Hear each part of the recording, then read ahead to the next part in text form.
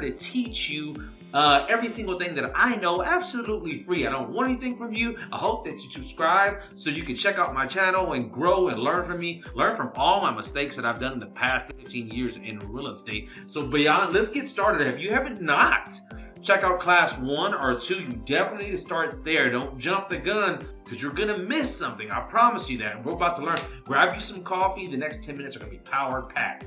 Let's go. Okay, today we're going to be talking about how to analyze a property's repairs. This is where it becomes very, very difficult. A lot of people are like, wow, I didn't know it was going to be this much stuff. Or sometimes they'll forget to add that stuff in or add their buffer. So I'm going to share with you some experiences that I have learned in the past. Now, this is going to be your cost. If you were to do your homework and find the contractors or work with some of the contractors that I already have, then these are going to be your cost because you're going to like, wow, that is cheap. You're not going to even understand how cheap some things can be. Let's get started. I got some notes here. Oops, dropped it here.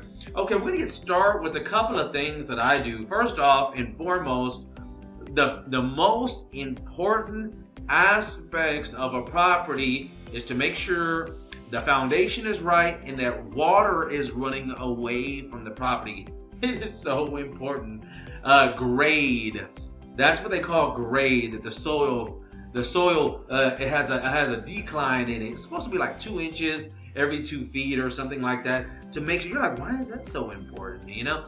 And this is going to be an easy thing for you to kind of look at. If you can't see it for some odd reason, have the guys, the contractors, just run a string in like 3 or 4 different spots, run it down, and that's the way it should go. Because I've seen so many people lay the grass down, lay the sod down, and after the fact, it has like a slump. And guess what happens? It gets drenched. It gets drenched in water, and then water can't run off. Mosquitoes start coming. Some of the grass starts dying. So it's just ridiculous. The kind of issues that can happen with roof. Did you even know that the foundation of a house can get corrupted by the water? It just hitting, yes, concrete is not like they say concrete. It absorbs water and expands. So you definitely have to get that water running away from the house. It's just going to save you a humongous headache. So what else is super, super important of a property such as that? Then we're going to be talking about, how about the roof?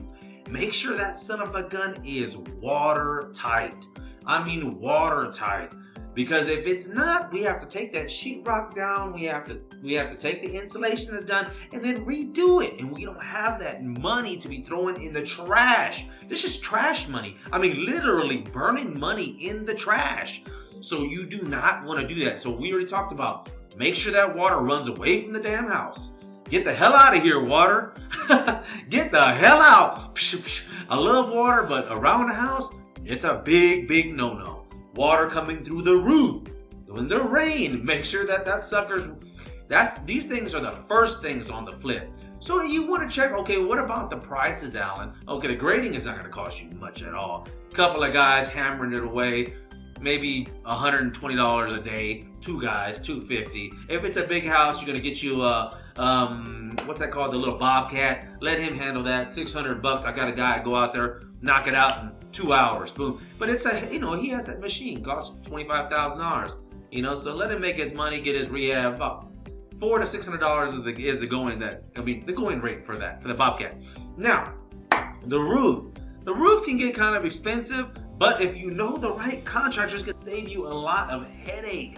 A lot of headaches. So you can go, they sell them by the squares. They call them squares, how many squares you need. A good rate would be like $4,000, $5,000 on a 2,000 square foot house. That's the cost though, folks. That is your cost. Keep in mind, you do need to keep with their generic colors. If you're doing a flip like black or gray, please don't go with a white or some red or something like that. We need to think about the general briar. Make sure I'm staying on time. I got 5 more minutes. I'm trying to keep this down to 10 minutes. Okay, then what else? Okay, so now we got floors. We're entering the house. Good rate of floors is about $450. This is cost. $450 a square foot. You're like, wait a minute, Alan. Wait 1 goddamn second. I can already hear you already because they sell them cheap as hell. But a lot of people don't forget. They forget about the installation cost that they charge per square foot, which is about $1 to $1.50, $1 to $1.50, depending on the amount of experience that contractor has. And of course, this is cost. So then we have the glue. The glue is the materials that people forget. They're like, oh my God, I did not know glue costs $800 to $1,200. Yeah, unfortunately, you need a crap load of glue per like 200 square feet. You need one of those 5 gallons. So if you got 2,000, you need 10 5 gallons, 50 gallons. That's 200. So anyways, it's going to be about $1,000 for a 2,000 square foot house, just in glue, not installing, just the glue. That's what attaches to the wood floors. And then we got tile. So tile can get cheap. And a medium tile, we're going to go on the averages here, just average, say $1.50 a foot. $1.50 a foot, then you got the motor and the install. So we're probably at about $3.50 a foot. These are just general rule of thumbs. This is general, average. You know, a little bit on the high side, but I'm going to show you at the end what we need to do to make sure we stay within budget, which is super important. Okay, then we talked about the granite. Now that granite, they have what you call fabricated granite, which is pre-made, and this is going to save your life right here. This one tip, if you follow, keep your cabinetry and your granite to standard. Nobody knows it's custom. Don't go over. If you say, for instance, they sell 11-foot slab, and then you make a slab that's 11.5 feet. Guess what? Now it's custom. They're gonna charge you to cut that son of a gun. But guess what? If you go prefab, they already have it ready to go. You go pick it up. It already has the edges, the bullnose, the corners. All you do is pick it up and drop it off. It just saved you a ton of cash. That right there will save you about $2,500.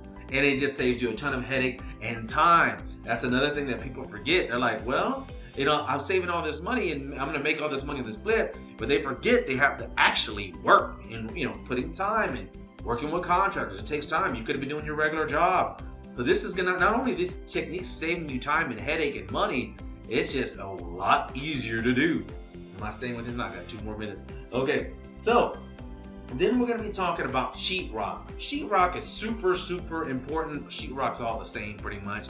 They have some that are 1/8 thick or 1/4 inch thick, and then they have the green one that's waterproofing. So you'll need the waterproofing, of course, and I think it's about, I want to say $1.50 something. I'll look, in fact. But they have it cheap at Home Depot, and if you go to the convenience desk and you tell them that you want to start a company there, bring your DBA and your tax license. You're going to say that. That's another thing.